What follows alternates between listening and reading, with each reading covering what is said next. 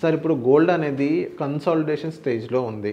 So ఇప్పుడు ఎవరైతే gold మీద ఇన్వెస్ట్ చేయాలనుకుంటారో ఆర్నమెంట్స్ రూపంలో కానీ ఈటీఎఫ్ కానీ ఇప్పుడు వాళ్ళందరూ ఇన్వెస్ట్మెంట్ చేయొచ్చు అంటారు. ఇప్పుడు తగ్గిందే అనుకోవచ్చు అప్రాక్సిమేట్లీ.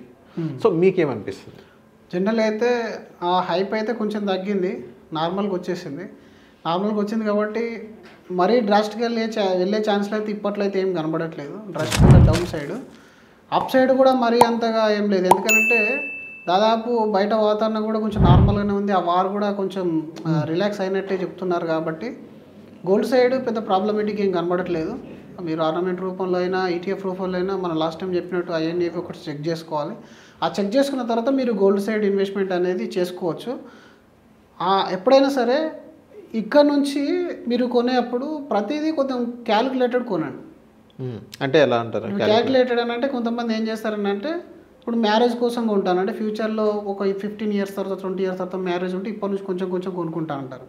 నిజానికి చాలామందికి ఇది ఒక ఆనందంగా కూడా, అంటే ఎంత ఇన్వెస్ట్మెంట్ చేసినా గోల్డ్ అనేది కొంటే ఇంట్లో భార్య సంతోషంగా ఉంటుంది ఫస్ట్, అన్నిటికంటే ముఖ్యంగా. 2 పిల్లలకు కూడా ఎవ్రీ బర్త్డేకి కొంత కొంత కొంటా అంటాను కాబట్టి పెళ్లి టైం టైంకి వచ్చేసరికి మన దగ్గర మంచి ఇదైపోతుంది. రెండవది ఎంతో కొంత రిటర్న్ అయితే డెఫినెట్గా వస్తుంది. రిటర్న్ కంటే ఎక్కువగా ఆర్నమెంట్ ఎవ్రీ ఇయర్ కొత్త ఆర్నమెంట్ కొన్నప్పుడు ఇంట్లో కూడా దాన్ని మనం యూజ్ చేసుకునే కెపాసిటీ ఉంటుంది కదా, మనకి యూజ్ చేసుకునే అవకాశం ఉంటుంది. కాబట్టి మీరు ఇక్కడ యూజ్ చేస్తున్నారు, రిటర్న్ ఒక 8% వచ్చింది. యూజ్ చేసిన దానికి 3 to 4% యాడ్ చేయాల్సిందే కదా.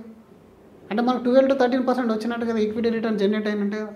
ఎస్, అంటే 20-30% వరకు ఏదైతే సేఫ్టీ పోర్ట్ఫోలియోస్ ఉంటాయో మన ఓవరాల్ వెల్త్ బిల్డింగ్లో, డెఫినెట్లీ హయ్యర్ కార్పస్ బిల్డ్ చేయాలంటే గోల్డ్ అయ్యే పని కాదు.